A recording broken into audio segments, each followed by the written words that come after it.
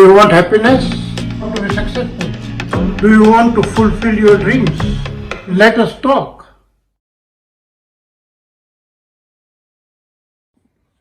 Friends, England's top criminal investigation agency, the Scotland Yard, they once did an experiment. They selected their top 10 homicide detectives and made them witness a murder scene. In a small theater, there was a stage. The stage was dimly lit and the victim was doing his work on a study table. The suspect comes from the behind, the murderer comes from the behind, and with a butcher's knife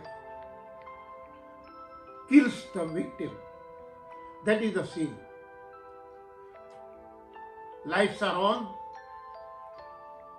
The Scotland Yard thereafter created, did identification parades, and each of the homicide detectives who witnessed the murder was called upon to pick the suspect.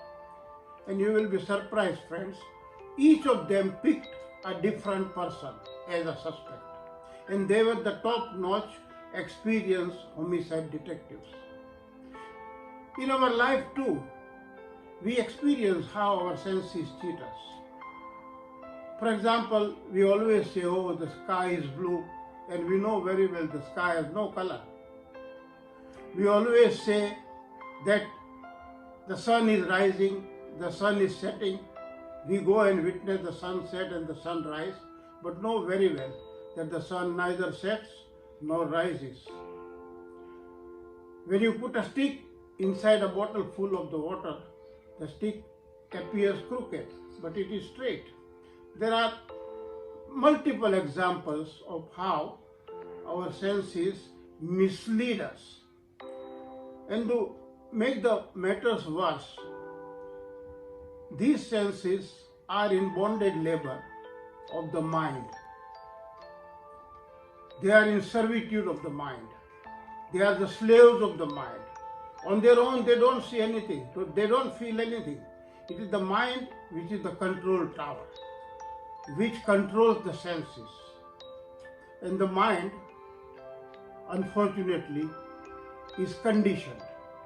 It is conditioned with our pride, our prejudices, our likes, our dislikes, our thoughts, our experiences, and so many other things.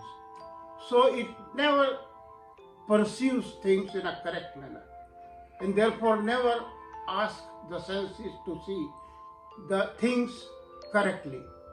The result, we see the forms, but we don't see the spirit behind the form. We sit on the judgment of the people.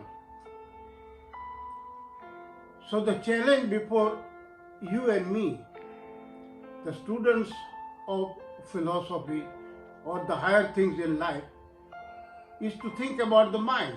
Unfortunately, here again we have to think with the mind, about the mind.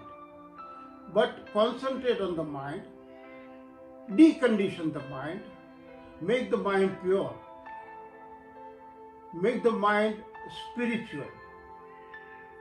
And if you succeed in doing so, friends, whatever you call it, whether you call it salvation, whether you call it freedom from bondage, whether you call it moksha, whether you call it nirvana, it is here and now.